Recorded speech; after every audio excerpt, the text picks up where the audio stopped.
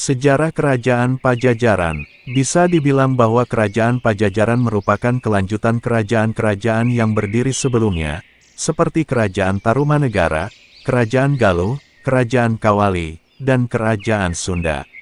Menurut prasasti Sang Hyang Tapak, sosok yang mendirikan Kerajaan Pajajaran tidak lain adalah Sri Jayabupati. Ia mendirikan kerajaan ini pada 923 Masehi di Pakuan Pajajaran. Saat itu, kerajaan ini belum resmi dinamai Kerajaan Pajajaran.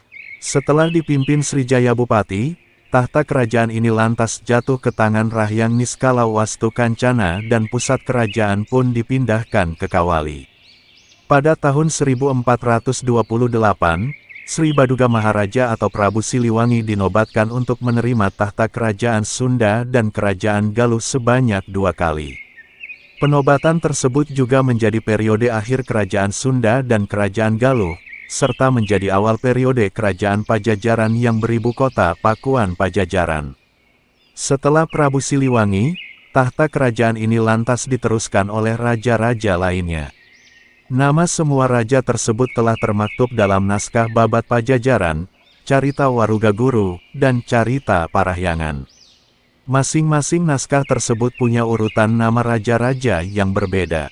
Selain Sri Jayabupati, berikut beberapa nama raja yang pernah memimpin kerajaan Pajajaran. 1. Sri Baduga Maharaja alias Prabu Siliwangi, tahun 1482 sampai tahun 1521 Masehi yang memerintah di Pakuan. 2. Surawisesa, tahun 1521 sampai tahun 1535 Masehi yang memerintah di Pakuan. 3. Ratu Dewata, tahun 1535 sampai tahun 1543 Masehi yang memerintah di Pakuan. 4. Ratu Sakti, tahun 1543 sampai tahun 1551 Masehi yang memerintah di Pakuan.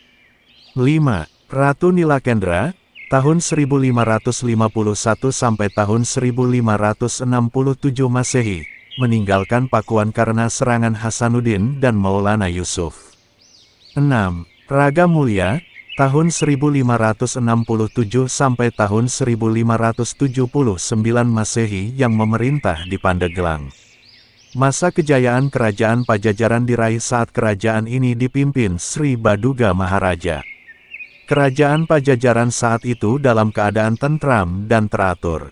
Sri Baduga Maharaja sendiri mampu memimpin rakyatnya dengan memegang teguh asas kesetaraan dalam kehidupan sosial masyarakat. Salah satu kebijakannya yang ia berlakukan saat itu adalah membebaskan penduduk dari 4 macam pajak. Ia pun juga berkomitmen dalam pembinaan agama, membuat jalan, membuat parit pertahanan, dan memperkuat angkatan perang. Khusus untuk yang terakhir, Sri Baduga berhasil membuat kerajaan Pajajaran memiliki angkatan perang yang tangguh. Tercatat, kerajaan ini memiliki 100.000 prajurit dan 40 ekor pasukan gajah saat dipimpin Sri Baduga. Keruntuhan kerajaan Pajajaran terjadi pada tahun 1579. Keruntuhan tersebut ditandai dengan dibawanya Palangka Sriman Sriwacana alias Singgasana Kerajaan Pajajaran dari Pakuan. Singgasana itu dibawa oleh Maulana Yusuf yang merupakan pemimpin dari Kesultanan Banten. Pemindahan Singgasana itu dilakukan supaya nanti tidak ada penobatan raja baru di Kerajaan Pajajaran. Singgasana tersebut lantas dipindahkan ke Surosowan di Banten dan menandai berakhirnya Kerajaan Pajajaran. Sejumlah punggawa istana kerajaan Pajajaran yang tersisa mulai meninggalkan kerajaan dan menetap di daerah Kabupaten Lebak, Banten. Di sana, mereka menetap dan menjalani tata cara kehidupan lama yang ketat. Sekarang, orang-orang tersebut dikenal sebagai orang Badui. Walaupun sudah runtuh, kerajaan Pajajaran masih memiliki sejumlah peninggalan yang eksis hingga saat ini. Sejumlah peninggalan itu adalah 1. Serat Babat Pajajaran. Ini merupakan naskah kuno yang menceritakan silsilah raja di kerajaan Pajajaran, serta cikal bakal lahirnya kerajaan tersebut. Naskah ini juga berisi kearifan dan keseharian masyarakat Sunda pada masa lampau. 2. Carita Parahyangan. Naskah yang dibuat pada akhir abad ke-16 ini menceritakan sejarah Sunda, mulai dari zaman Kerajaan Galuh sampai runtuhnya Kerajaan Pajajaran oleh Kesultanan Banten.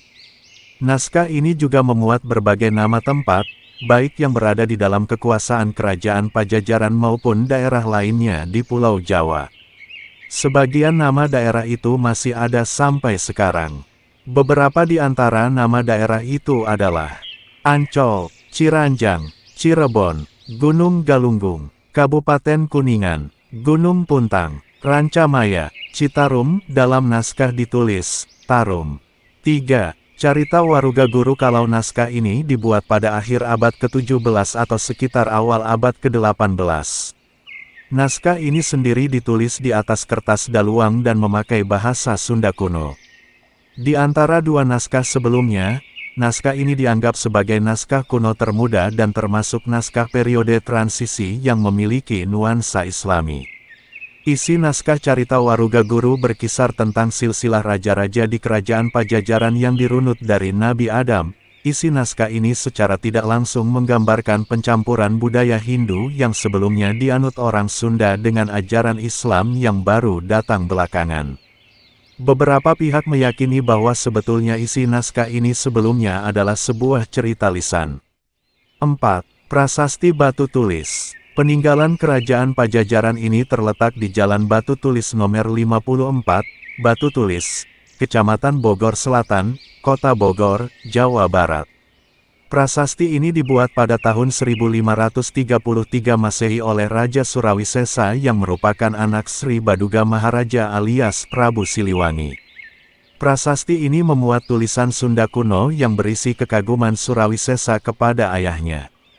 Jika kita datang ke komplek tempat prasasti ini berada, kita bisa menemukan beberapa peninggalan sejarah dari Raja Surawisesa, seperti batu tapak yang memuat bekas telapak kaki Raja Surawisesa dan batu lingga yang merupakan bekas tongkat pusaka Kerajaan Pajajaran. 5. Kebun Raya Bogor. Siapa sangka jika tempat ini merupakan peninggalan Kerajaan Pajajaran. Menurut tulisan yang ada pada prasasti Batu Tulis, tempat yang semula dikenal dengan nama Taman Perburuan ini dulunya adalah bagian dari hutan Samida yang ada pada era kepemimpinan Sri Baduga Maharaja. Tempat tersebut dulunya difungsikan sebagai tempat pemeliharaan berbagai jenis kayu langka. Setelah Kerajaan Pajajaran runtuh, hutan tersebut lantas dibiarkan begitu saja. Barulah pada masa penjajahan Belanda hutan tersebut diubah menjadi Kebun Raya Bogor seperti yang kita kenal sekarang.